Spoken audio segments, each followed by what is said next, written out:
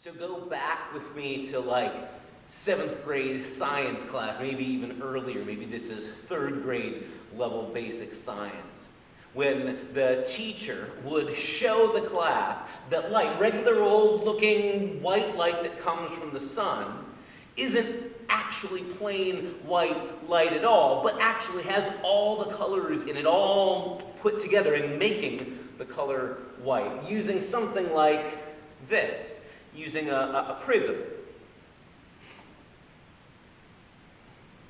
See, the light comes from the sky, from the sun shining on this beautiful, clear moment here, through the prism, and refracts the light so that right there at my feet, right now, you can see the light broken up into all its colors. I mean, it's brilliant, it's beautiful, it's absolutely amazing. And the crazy thing is, the prism reminds us that white light, the light from the sun, is like that all the time. It's just in this particular moment, you can see what's been true always in this moment. And with the light from the prism,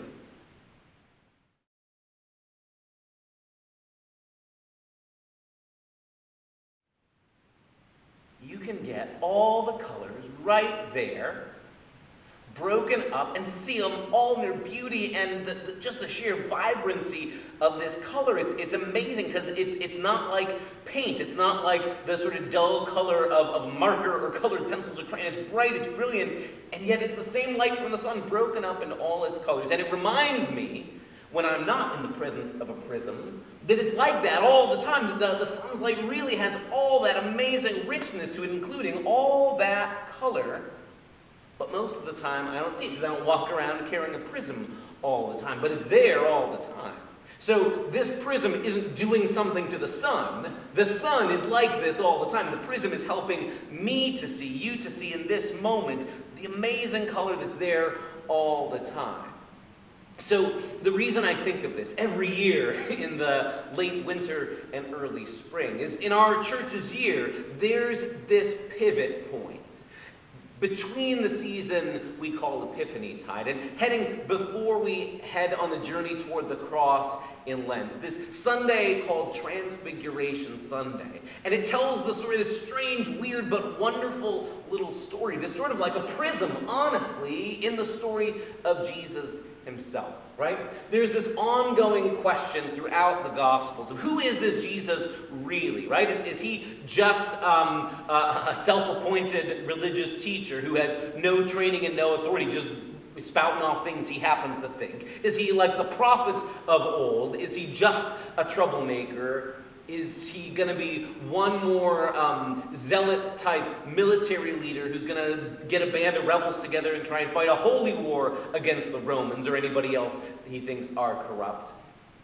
And how the Gospels keep coming back to this answer. No, Jesus isn't any one of those things, at least not any one of those things alone. Jesus is in fact no less than God's own Son, God's beloved, and the Savior the world has been waiting for, even if it doesn't know it. And certainly the one that God's people have been waiting for, whom they've come to call Messiah, Christ, Anointed One.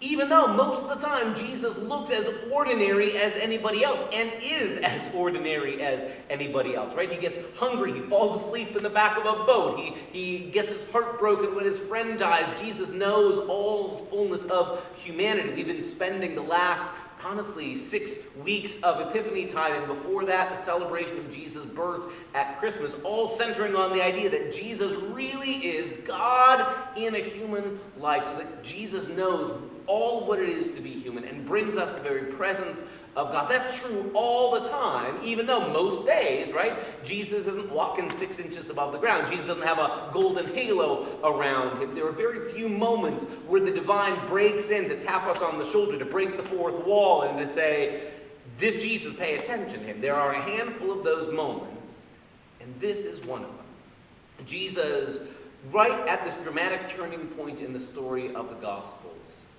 before he begins this sort of long, winding journey that is headed toward the cross, and he knows it even if everybody else doesn't, Jesus gathers his inner circle, actually the inner side of the inner circle, just the very three closest friends of his, Simon, Peter, and James, and John, that go up on this mountain. And there, in a moment, Jesus' appearance is transfigured, is the word that we're given in our English translation. Metamorphosized is what the Greek says. His appearance changes. And there beside him are these cameo guest stars, the sort of like the central figures of the ancient story of Israel. Moses and Elijah. Moses, who represents the tradition of God's Torah commandment, the instruction for the way of life that stretches all the way back to being set free from slavery in Egypt. And Elijah stands in for all the prophets who had spoken God's message to the people in later centuries.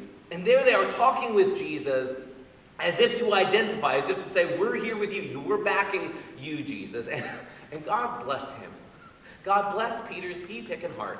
Simon Peter blurts out, well, I'm so glad we're here. Let's freeze this moment forever. We could stay here forever, and we'll make a little tent or a little house or a little shed for you and for Moses and Elijah. And we can hold on to this moment forever. And then Peter, again, God bless him, gets interrupted. God speaks, like God had spoken when Jesus comes up out of the water at his baptism, and says a message very similar. This is my beloved Son. Listen to him. It's this moment, not of Jesus being changed, but more like our eyesight being changed to be able to see what's been true of Jesus all along. It's why I think of a prism every time I hear this story.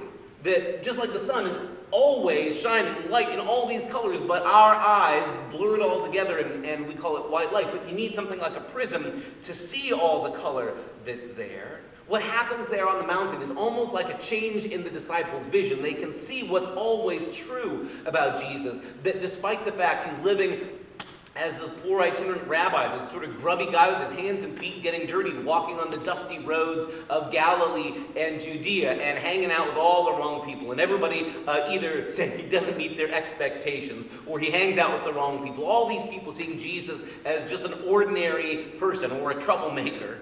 And here, it's like the scales fall from our eyes. It's like we have this ability. A lens is put in front of our eyes to clarify so we see who Jesus is clearly in a way that's true all the time, but that we often miss. That's what this story says to me. That sometimes God gives us these moments of utter clarity and brilliance and beauty to go, oh my goodness, this is what's true all the time. We just don't always have the ability to notice it, to see it, to recognize it.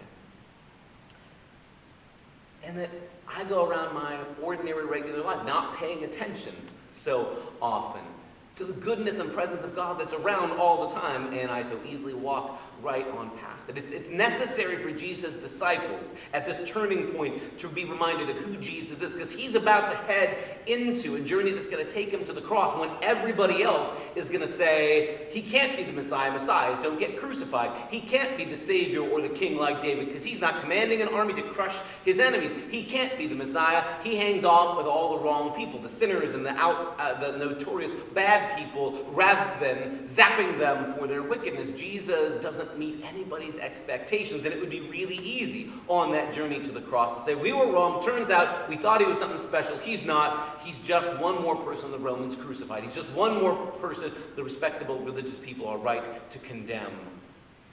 We get this moment to go, nope, this is who Jesus is all the time. So even when he gets to the cross, he's still the divine Son of God. He's what it looks like when God's love is poured out completely, even when we don't have the eyes to recognize. But we get a moment like this, when the light comes through the prism in just the right way, when you can catch all the color, all the beauty, and there it is, and discover it's been like that all along. As we head into, in the coming weeks, the story in the season of Lent that turns us to look at how Jesus meets us in suffering and God-forsakenness and all the difficult and gloomy places of the human existence, meeting us even in our sinfulness, coming among us right into the midst of all of our brokenness.